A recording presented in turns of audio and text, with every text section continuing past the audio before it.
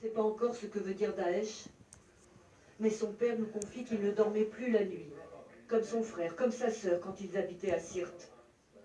Sirte, la ville où l'État islamique a fait régner la terreur durant 1 an. Tout était interdit, fumer, écouter de la musique. Quand Daesh te surprenait avec un CD dans ta voiture, il le prenait et te tailladait avec. Trop d'angoisse, trop de peur.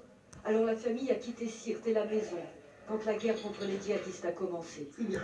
Au début, beaucoup de djihadistes se sont échappés de la ville.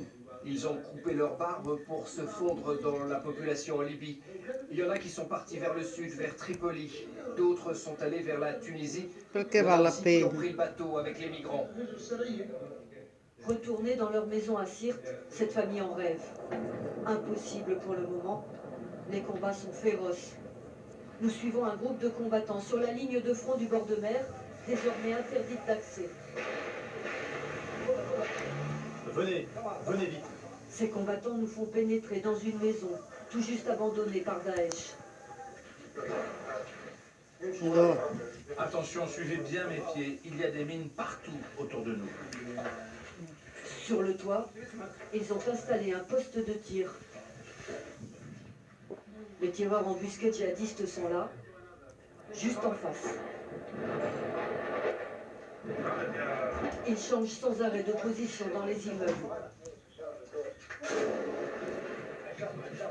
Lui, c'est Hamza. C'est la nuit qu'ils sortent de leur cachette. Quelquefois, on arrive à les distinguer dans la rue. Ils vont vers leur voiture. On essaye de les viser.